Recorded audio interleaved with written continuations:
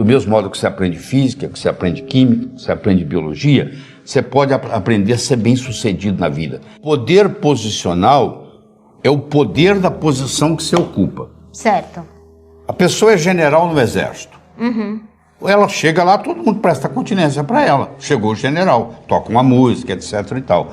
E todo mundo presta continência. Mas é domingo de manhã.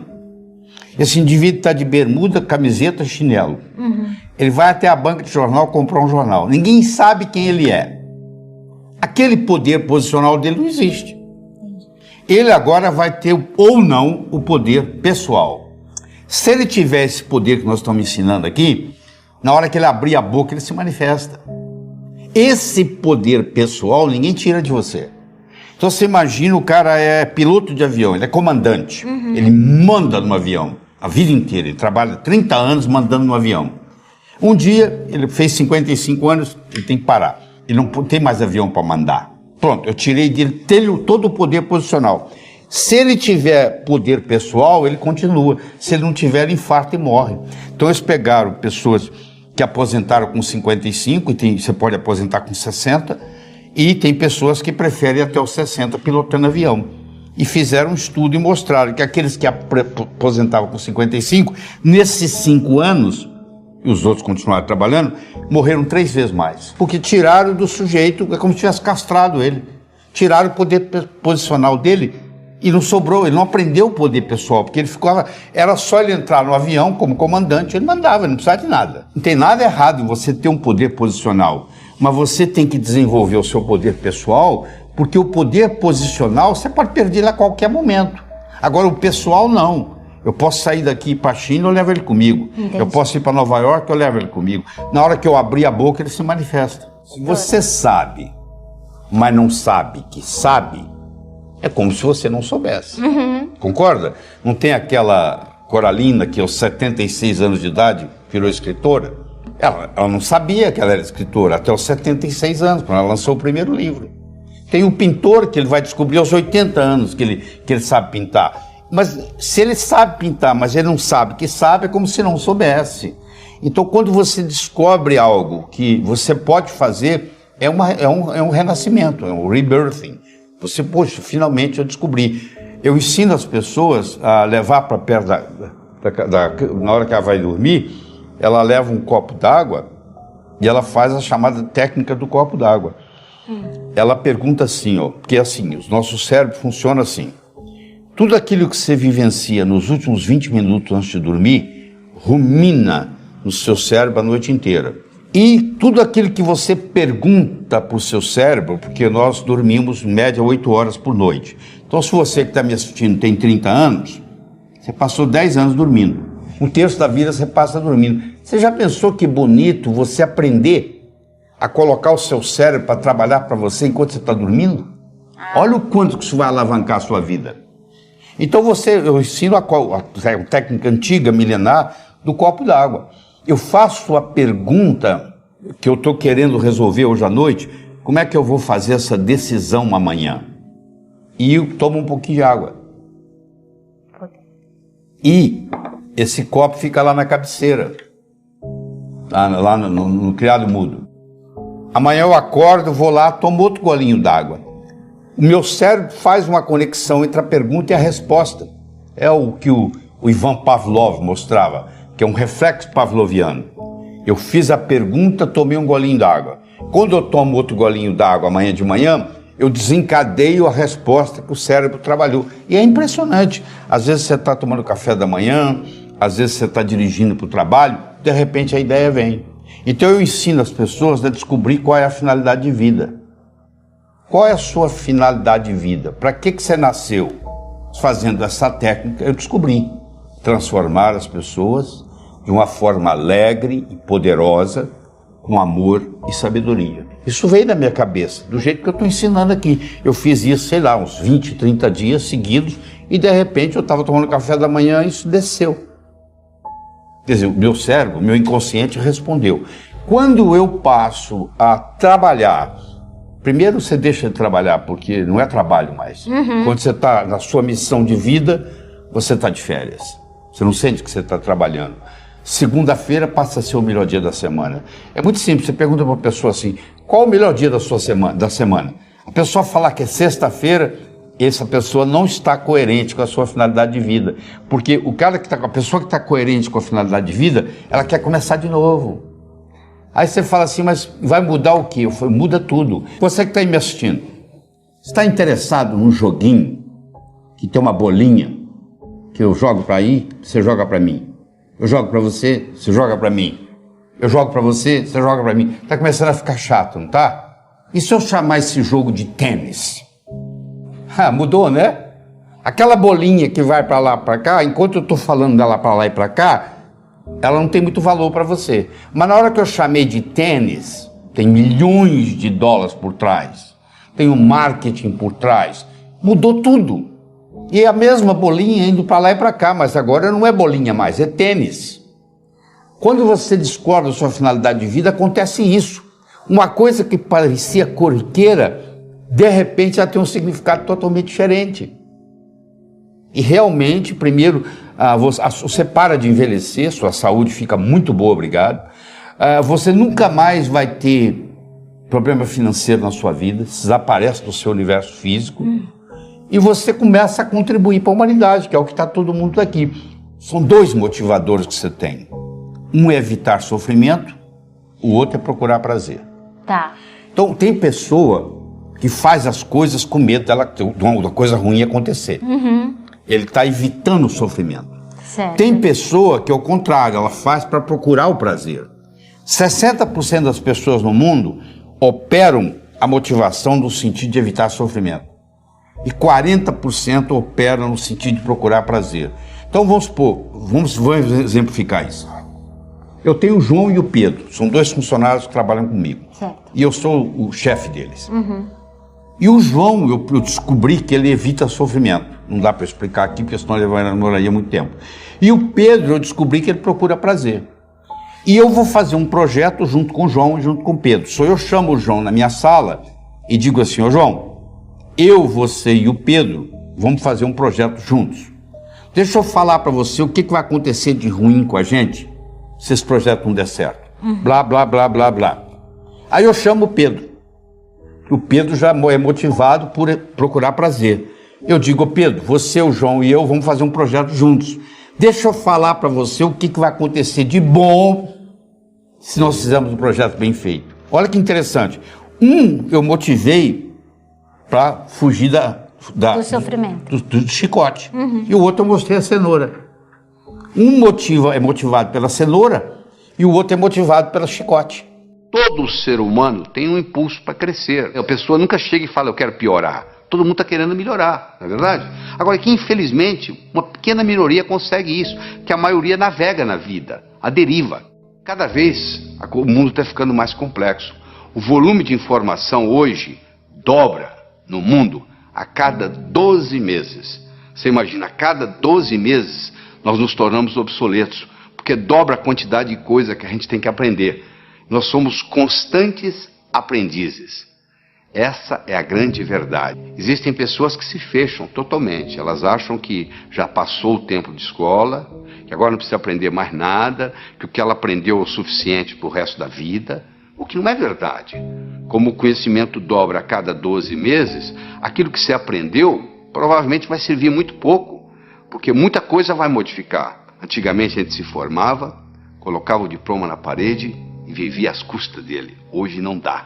Hoje a gente tem que estar constantemente aprendendo coisas novas.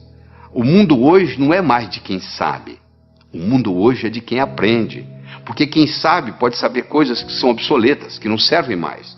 Muitas vezes o que atrapalha a gente não é o que a gente não sabe, é o que a gente sabe e que não funciona mais. Quando nós somos crianças, nós não temos nenhum medo de errar. Eu estou cansado de ver casais que vão com os filhos passar 1, 2, 3 anos fora, vão para os Estados Unidos, por exemplo. As crianças voltam falando inglês e o pai e a mãe não voltam falando inglês tão bem quanto as crianças.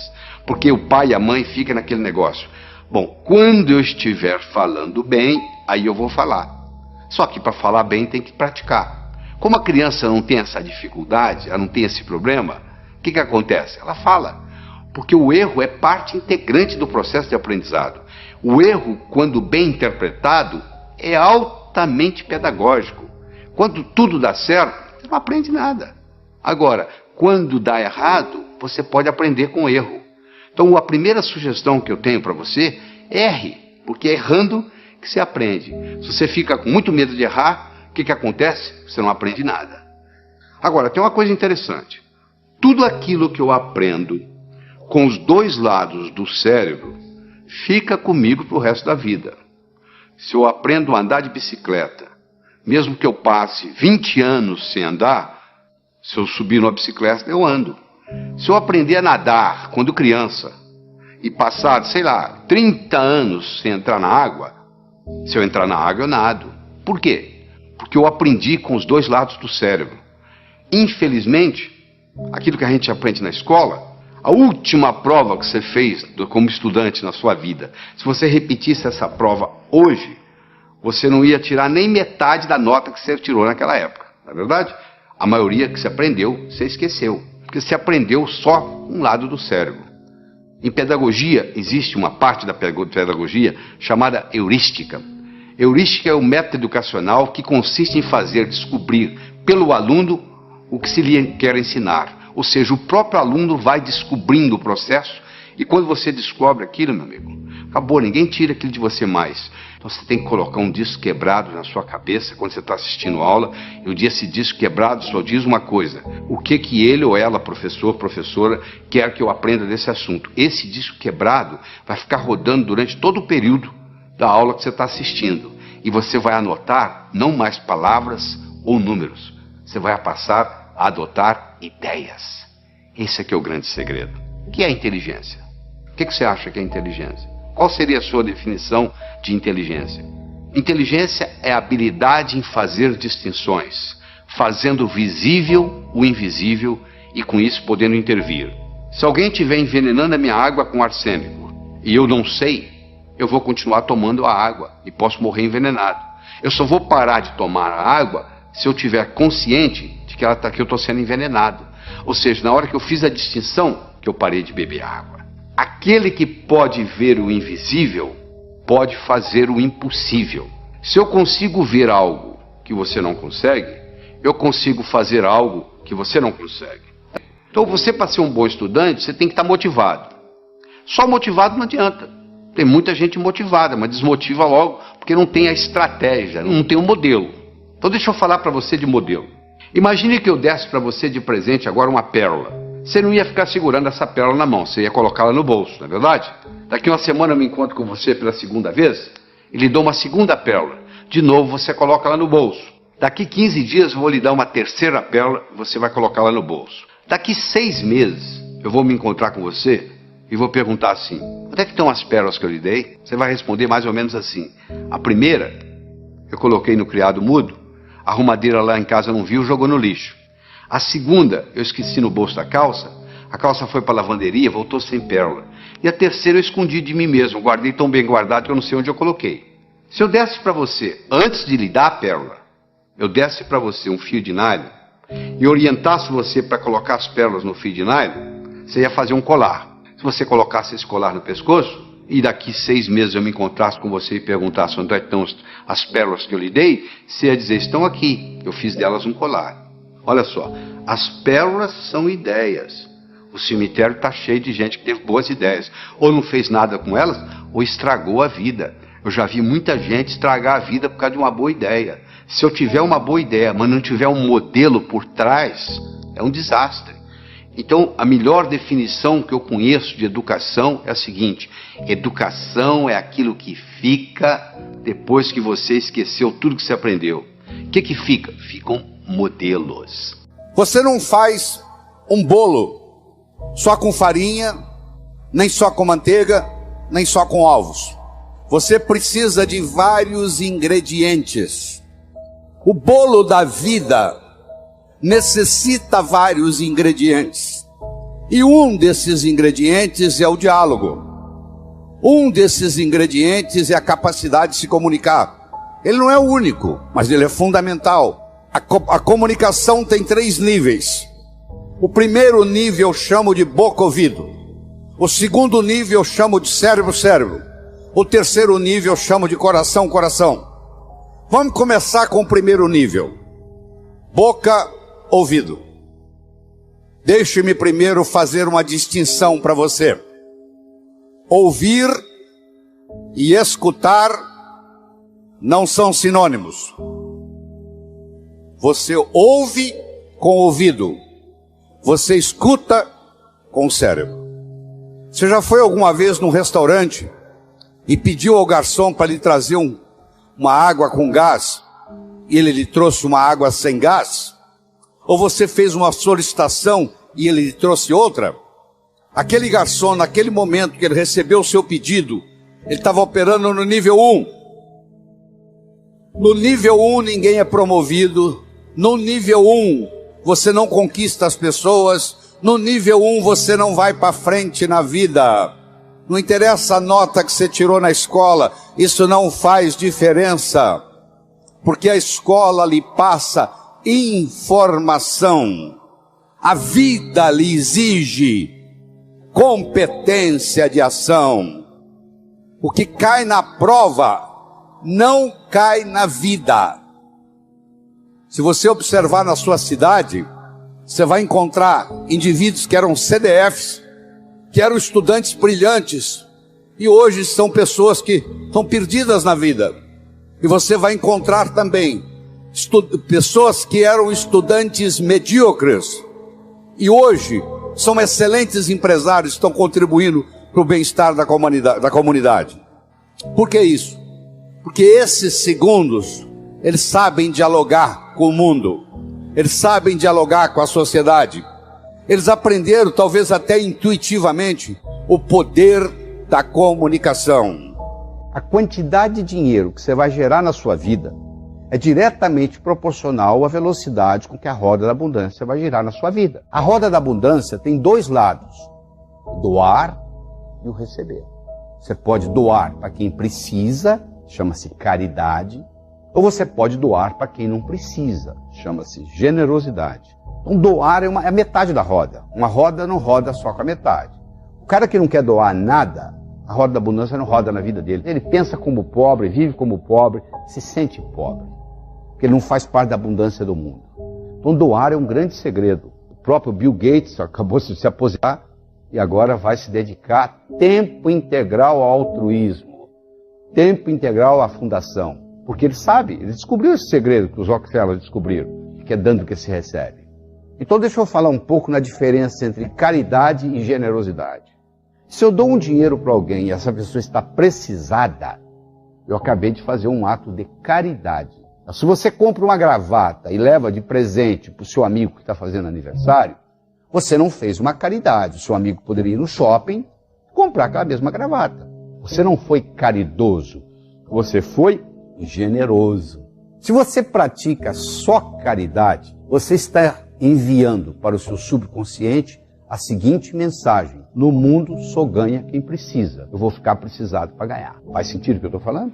Se você pratica também generosidade, você está enviando a seguinte mensagem para o mundo: que mesmo quem não precisa ganha. Eu não necessito ficar precisado para ganhar. Então essa roda da abundância, ela tem dois lados: o doar e o receber. Tem gente que não aceita nada dos outros, já percebeu? Tem gente que faz favor para os outros, mas não aceita favor de ninguém. Isso tem um nome. Como é que chama? São pessoas soberbas. O que é a soberba? Você acha que não precisa de ninguém. As pessoas precisam de você. Então essas pessoas não têm problema no lado do doar, mas elas têm um problema do lado do receber. E como a roda é metade doar e metade receber, vem um problema. Então eu tenho 4 situações básicas na vida. Eu tenho o sujeito que tem problema em doar, mas tem facilidade em receber. Essas pessoas são pessoas egoístas. Elas têm habilidade de receber, mas não querem doar. Venha a nós o vosso reino nada. Tem pessoas que têm dificuldade tanto em doar quanto em receber. São pessoas estéreis. Elas têm dificuldade em doar e dificuldade em receber. Tem pessoas que têm facilidade em doar, porém dificuldade em receber, que nós já falamos que são as pessoas soberbas. E finalmente nós temos uma pequena população do mundo que tem tanta habilidade de doar quanto receber. São pessoas prósperas.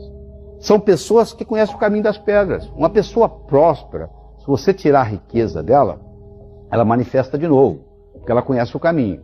Já uma pessoa só rica, se você for lá e tirar o dinheiro dela, e ela for só rica e não for próspera, ela não consegue manifestar de volta esse dinheiro. Porque ela tem riqueza, mas ela não tem prosperidade. Você acha que o dinheiro é importante na sua vida? Porque muita gente fala, dinheiro não é importante. O importante é ser feliz. Eu quero saber se você tem os credores batendo na sua porta, se você tem um filho doente que você não pode levar no médico, se você tem uma mãe que está precisando de assistência médica e você não tem dinheiro, se o dinheiro é importante. O dinheiro é importante, sim. Se você for nas penitenciárias, 99,99% do pessoal que está lá por causa de dinheiro. Se você for analisar os divórcios, 85% dos divórcios nos Estados Unidos, eu não tenho a estatística brasileira, mas tem a americana para lhe dar. 85% dos divórcios nos Estados Unidos ocorrem por causa de problemas de dinheiro. Ou seja, se falta de dinheiro está destruindo famílias. Se falta de dinheiro está colocando pessoas nas penitenciárias, está fazendo gente roubar, assaltar, dinheiro é importante, sim. Só que nós crescemos uma cultura dizendo que não. Que se você tem ambição pelo dinheiro, alguma coisa está errada com você. Eu quero fazer uma declaração aqui. A declaração que eu tenho para fazer é muito simples. Todas as vagas para pobre estão ocupadas no Brasil. Não tem mais vaga para pobre. Melhor você ficar rico.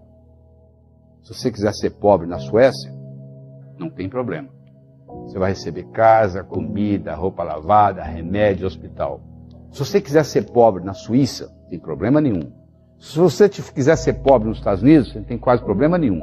Mas no Brasil você não pode ser pobre. Por quê? Todas as vagas estão ocupadas, já temos demais. A melhor coisa que você pode fazer pelos pobres é não ser um deles. Ou seja, você está do outro lado para ajudar. E nós temos que fazer, não é fazer o pobre, o rico ficar pobre, é fazer o pobre ficar rico. Você nunca pode fortalecer o fraco enfraquecendo o forte. O jeito de você fortalecer o fraco, fortalecendo o fraco, não é enfraquecendo o forte. Por que você acha que tem tanta pobreza no Brasil? Um país com 8.513.844 km², onde o sol brilha 365 dias por ano, onde aqui não tem terremoto, aqui não tem furacão, onde todo estrangeiro que vem aqui e mora aqui por um período de tempo acha que isso aqui é o paraíso das oportunidades, só o brasileiro que não vê isso. Por que a gente tem tanta pobreza? Por algumas características. A primeira delas é a ignorância financeira. Nós não somos educados financeiramente, nós não aprendemos sobre a lei do ganhar, a lei do gastar, a lei do economizar, a lei do investir, que são leis universais, que funcionam em qualquer lugar que você for, em qualquer cidade, em qualquer país, em qualquer nação, em qualquer continente. E mais sério ainda são os preconceitos que nós temos contra dinheiro. Dinheiro é sujo, gente rica não entra no céu, é mais fácil um camelo passar pelo fundo de uma agulha do que um homem rico entrar no céu. Você imagina que você tem 5 anos de idade, você não sabe onde você está indo, porque você está consciente, mas não está consciente, está consciente aos 5 anos.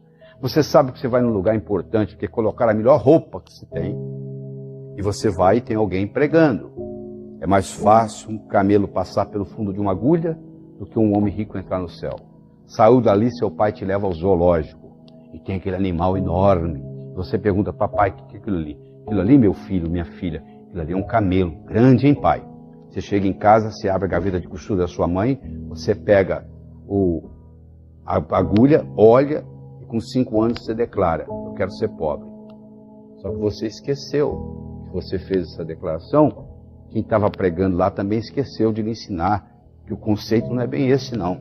Lá em Jerusalém, tem os resquícios das muralhas, e os resquícios dos portões, que se fechavam às 18 horas, às 6 horas da tarde, e qualquer caravana de camelo que chegasse depois das 6 horas da tarde, era proibida de entrar, a não ser que o camelo entrasse pelo fundo da agulha, que era uma portinhola feita dentro do portão, no próprio portão, só que um camelo, para passar pelo fundo de agulha, meu amigo, 2 coisas tem que ocorrer. Primeiro, tem que fazer isso descarregado.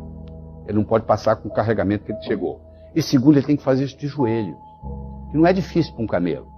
Agora eu vou levar essa analogia para o ser humano. Nós vamos entrar no reino dos céus, sem nada material, caixão não tem gaveta, mortalha não tem bolso, nós não vamos levar absolutamente nada do que está aqui. Tudo isso que você pensa que é seu, na realidade você está tomando conta. Essa casa que você tem registrado no cartório, que você pensa que é sua, se você morrer ela vai ficar aí, ou seja, ela não lhe pertence, você está tomando conta. O carro é a mesma coisa e assim por diante. Caixão não tem gaveta, mortalha não tem bolso. Então nós não podemos ter apego às coisas, porque elas vão ficar aqui. E segundo, o conceito do camelo entrar de joelhos, isso representa para nós entrarmos no reino dos céus humildemente.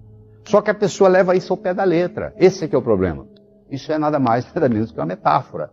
Que levado ao pé da letra, a interpretação é outra. Então a pessoa acha que se ela for rica, ela não pode entrar nos céus. Do céu. Contrário. O dinheiro bem aplicado é um instrumento para lhe aproximar de Deus. Porque se você usa o dinheiro bem usado, e você melhora a humanidade com ele, você proporciona uma melhora na vida das outras pessoas, porque você tem dinheiro, porque você está construindo aquela mansão, você está tratando muitas famílias, você que comprou aquele Mercedes-Benz, você está mantendo muitas famílias empregadas. Olha aí, está fazendo girar aquela roda da fortuna, a roda da abundância que eu falei para você, ela está girando porque você está comprando e vendendo coisas, você está contratando gente, você está montando mansões. É praticamente impossível você ser próspero sozinho. Porque no momento que você começa a gastar, você está beneficiando outras pessoas. E todo mundo vai ficando mais próximo com você. Prosperidade atrai prosperidade. Existem alguns pilares básicos que, como a maioria não sabe, se você consegue fazer distinção desses pilares, você já está na frente dos outros, entendeu? A diferença fica muito rápida. Era uma vez no inferno, estava havendo uma crise de recessão. Lá também tem isso, tá? Estava faltando pecador, você acredita nisso? E aí a equipe de marketing do inferno se reuniu para discutir uma estratégia de marketing para fazer mais gente ir para o inferno. E o diabo-chefe liberou para o pessoal dar opinião. Aí um dos capetas lá levantou a mão e disse: eu sei como fazer isso. Como é? É muito simples, a gente faz assim, ó. A gente faz todo mundo na Terra gastar mais. Mas o que isso tem a ver com vir para o inferno? Ou ele vai gastar mais, para gastar mais tem que ganhar mais. Para ganhar mais tem que trabalhar mais. É trabalhar, ganhar, gastar, trabalhar, ganhar, gastar, trabalhar, ganhar, gastar, trabalhar, ganhar, gastar. A vida vai passar, eles não vão evoluir, vão terminar aqui no inferno. O diabo falou: boa ideia, eu quero saber mais. Um outro capeta-chefe levantou a mão. Eu acho que a gente tem que fazer o seguinte: nós temos que destruir o amor próprio do ser humano. O cara não vai gostar mais dele. Ele só vai gostar do outro, ele só vai se preocupar com o outro, ele só vai fofocar da vida do outro, ele não vai evoluir, vai terminar aqui. O diabo falou: tá muito bem, também gostei. Mas tem mais alguém? Aí tinha um capetinho estagiário. Você sabe que estagiário gosta de dar opinião, né? Levantou a mão. Aí o diabo olhou para ele, viu que ele é estagiário. O que você está querendo? Pô, eu posso dar minha opinião? Ele falou: pode, qual a sua opinião? Eu acho que a gente tinha que fazer o ser humano pensar que ele ia viver para sempre. Aí o diabo perguntou: e o que tem a ver com pensar que vai viver para sempre, vir para o inferno? Ou ele vai pensar que vai viver para sempre e vai deixar o importante para amanhã, para amanhã, para amanhã, para amanhã. O tempo vai passar, ele não vai fazer nada porque vai deixar tudo para amanhã. Ele vai morrer e vai terminar aqui. Aí o diabo pensou, falou assim: é interessante isso. Vamos implementar? Então, com a permissão de Deus, ele implementou. Sabe o que ele fez? Ele colocou na mente de cada um de nós a semente da eternidade. Você pensa que seu primo vai morrer antes de você, que seu colega de turma vai morrer antes de você, que todo mundo, que o seu sócio vai morrer antes de você, mas você não, você vai fazer um truque que vai enganar a morte. Você está procurando descobrir um jeito de enganar a morte, mas você acha que você vai ficar aqui mais do que todo mundo. Isso é consequência dessa semente da eternidade que foi colocada na nossa cabeça. Mas isso é uma ilusão. Você vai no cemitério, está cheio de gente reclamando que não teve tempo de fazer nada. Todo mundo que está nos assistindo aqui, inclusive nós aqui, nós nascemos nus, ninguém nasceu de roupa, e temos 24 horas por dia. Ninguém tem mais nem menos, pode ser o pobre, pode ser o novo, pode ser o velho. Nós temos 24 horas por dia e nascemos nus, iguaizinhos. O que você faz com as 24 horas é que faz a diferença. Então, uma vez Andrew Carnegie, aquele que construiu o Carnegie Hall em Manhattan, foi perguntado para ele: senhor Carnegie, o senhor que é o homem mais rico do mundo, na época ele era, se o senhor tivesse que dar um conselho para uma pessoa, agora, simples aqui, para ela enriquecer, para ela ter sucesso, o que o senhor diria? Ele falou: eu diria o seguinte: toda noite, antes de você dormir, você faz uma lista das 6 coisas mais importantes que você tem que fazer no dia seguinte. Põe em ordem de prioridade. E nunca saia da mais importante até acabar. Então amanhã você vai acordar, você vai trabalhar na mais importante. Quando aquela acabar, você risca. Você vai trabalhar na mais importante. Quando acabar, você risca. Só isso.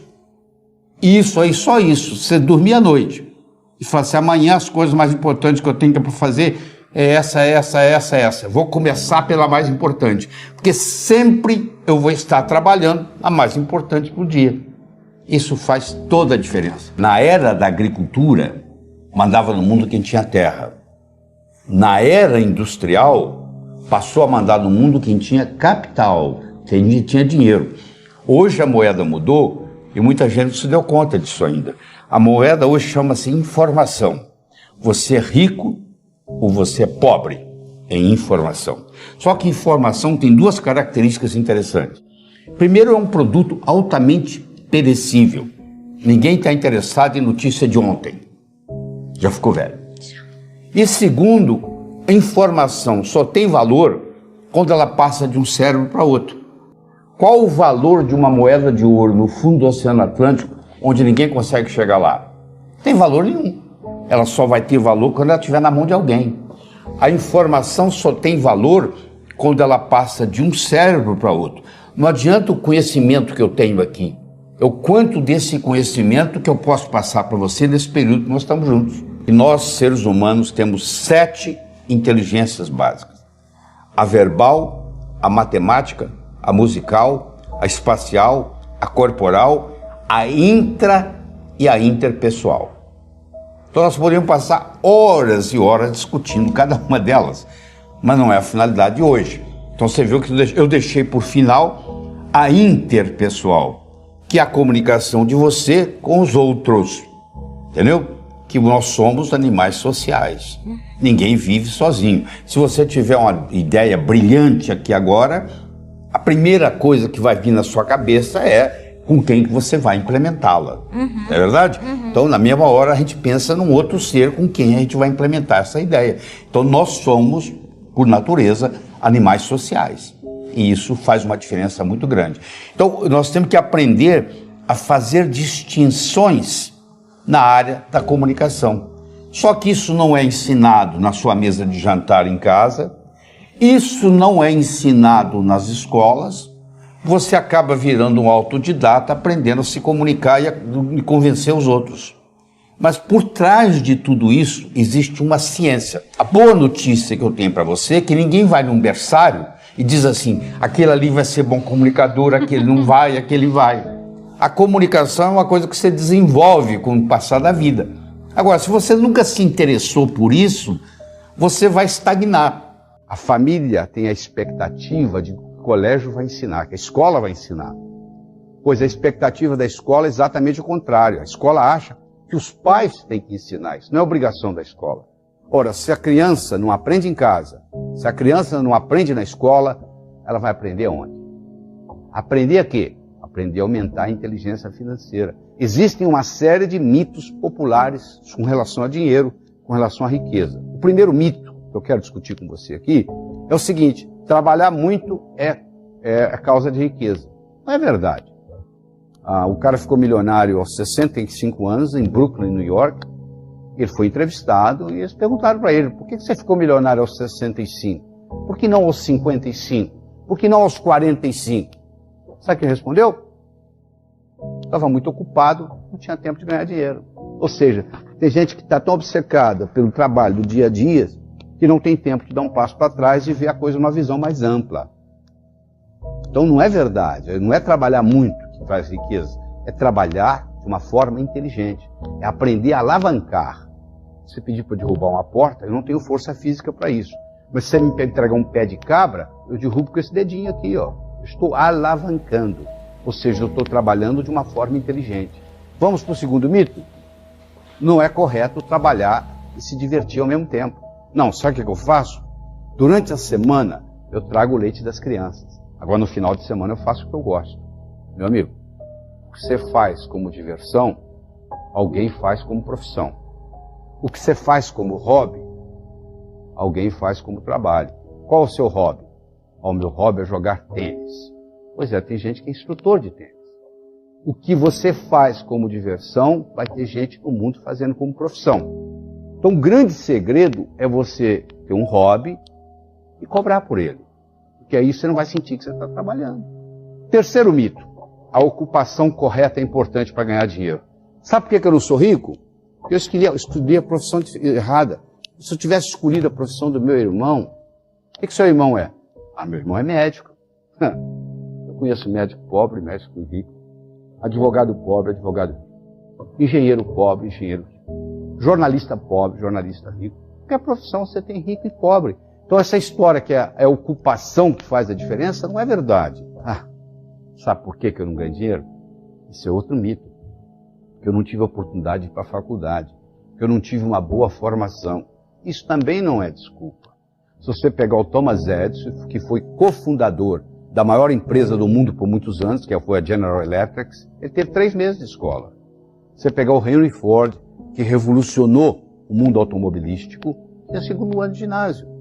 Se você pegar uma figura atual, que é o Bill Gates, que tem 3 recordes mundiais, ele também não terminou a faculdade. Então é claro que um bom estudo, uma boa educação ajuda. Mas em geral, a maioria do que acontece, o sujeito estuda e vai trabalhar para um que não tem estudo. O outro mito, talvez o pior deles, é que não tem o suficiente para todos. Na época da caverna, o PIB era 0. Hoje o PIB é astronômico. A Bolsa de Valores de Nova York hoje é 100 vezes maior o giro do que era há 50 anos atrás. Ou seja, a riqueza vai aumentando. Tem para todos, sim. Quer dizer, esse conceito de que não tem para todos é um problema seríssimo. Porque a pessoa que tem esse conceito, ela acha que se ela ganhar, alguém tem que perder. Não, para eu ganhar, você não tem que perder. E outro problema sério, que deveria ser ensinado no jardim da infância, são as leis da riqueza. A lei do ganhar, a lei do gastar, a lei do economizar e a lei do investir. Que são leis universais, que funcionam em qualquer lugar. Sem o ganhar, meu filho, não adianta nada. Eu só vou poder gastar, economizar e investir se eu ganhar. O ganhar tem que vir antes do gastar. Só que o ganhar é o seguinte, toda a riqueza é criada pela mente humana. Problema financeiro não se resolve com dinheiro. Eu nunca vi nenhum problema financeiro ser resolvido com dinheiro. O sujeito não está indo bem financeiramente, ele pega dinheiro emprestado com o cunhado para pagar o aluguel. Mês que vem, o aluguel venceu de novo e o cunhado já quer receber, ou seja, não resolveu nada. Problema financeiro não se resolve com dinheiro. Problema financeiro se resolve com imaginação. Se você não tiver um planejamento, se você não tiver uma estratégia, se você não tiver uma implementação, não vai ocorrer nada. Segundo, vem a lei do gastar. Em que você gasta seu dinheiro?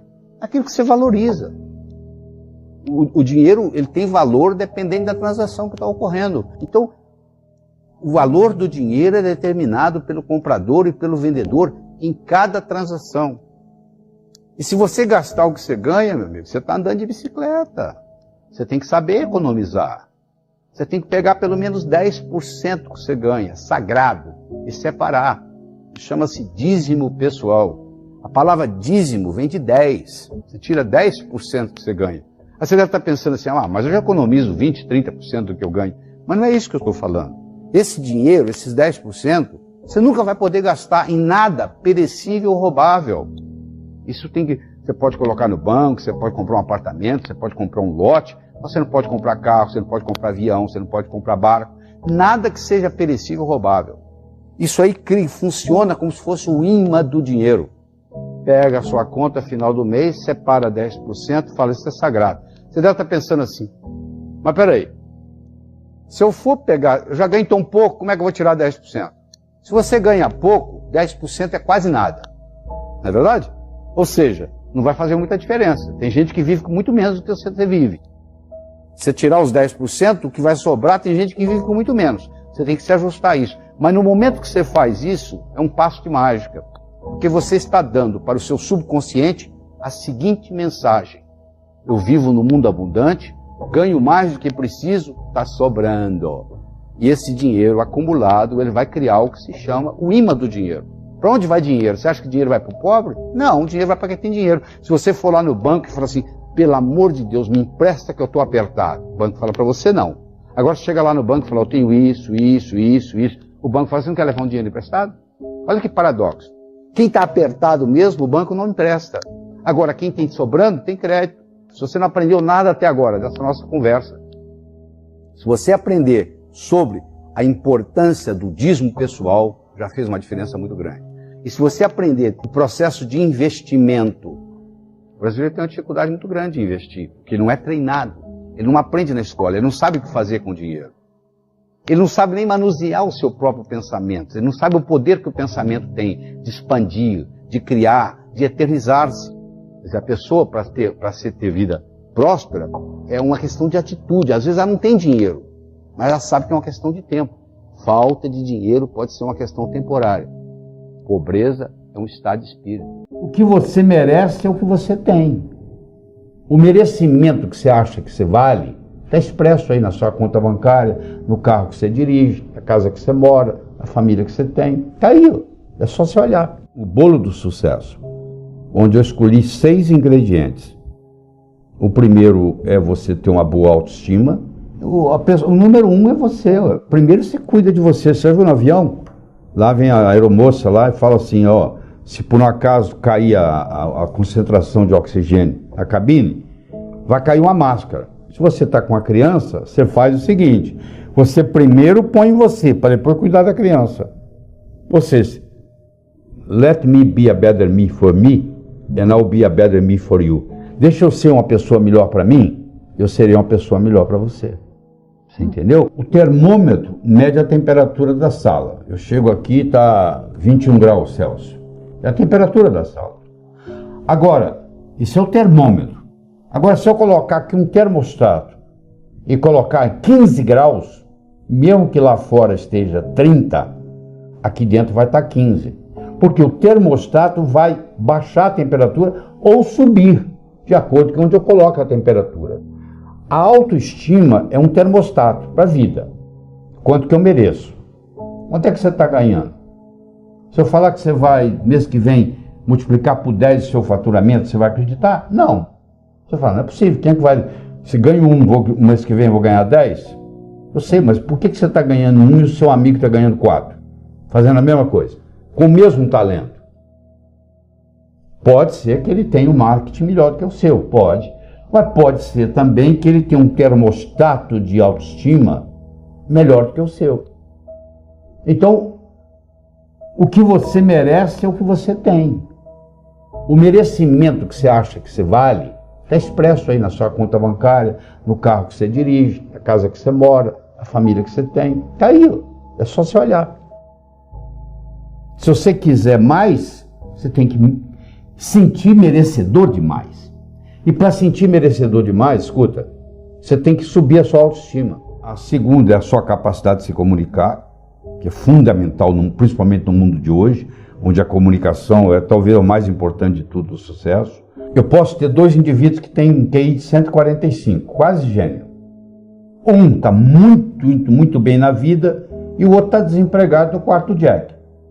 Você vai ver a diferença, um se comunica bem e o outro não dá nem bom dia para o vizinho.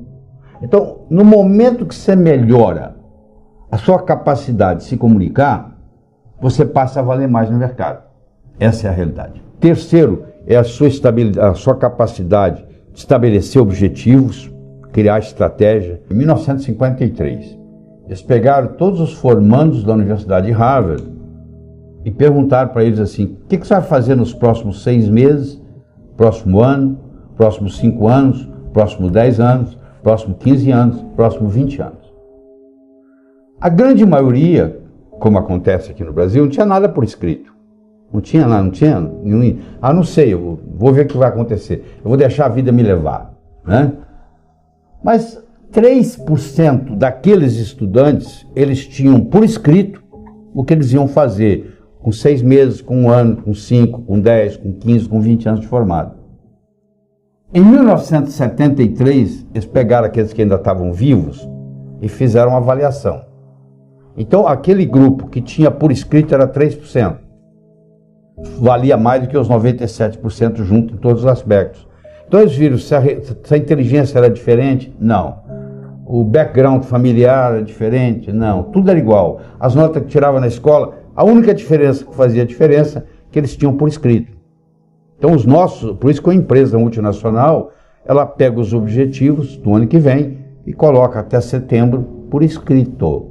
Tem que estar ali no papel. Aqui tem que ser recordado com frequência. Você tem que colocar ali e você tem que datar. Como é que você transforma um sonho em uma meta? Você coloca uma data. Tudo aquilo que você colocou na categoria de algum dia não vai acontecer. O cérebro fala, tá bom, o dia que algum dia chegar, você vai no calendário, onde é que está algum dia? Não está lá. Não tem no calendário, não existe. Então eu tenho que ter metas a curto, a médio, a longo prazo. Tem que ter os 3 tipos de metas. Eu tenho que ter elas por escrito. E eu tenho que descobrir qual é a finalidade de vida que está por trás dessas metas. Porque a finalidade de vida, ela te valoriza a sua meta. Vou dar um exemplo.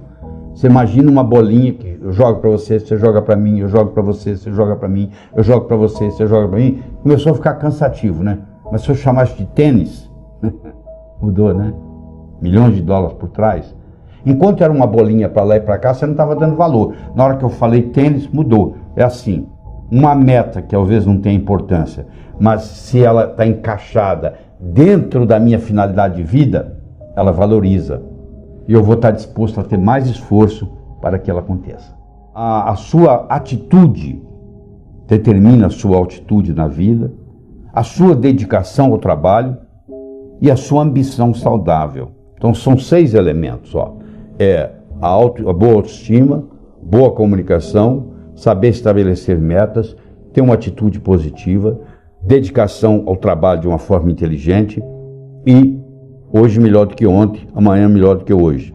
O japonês chama de Kaizen, que é melhora contínua. A palavra Kaizen, no Japão, 1945, Hiroshima, Nagasaki, 40% do Japão destruído.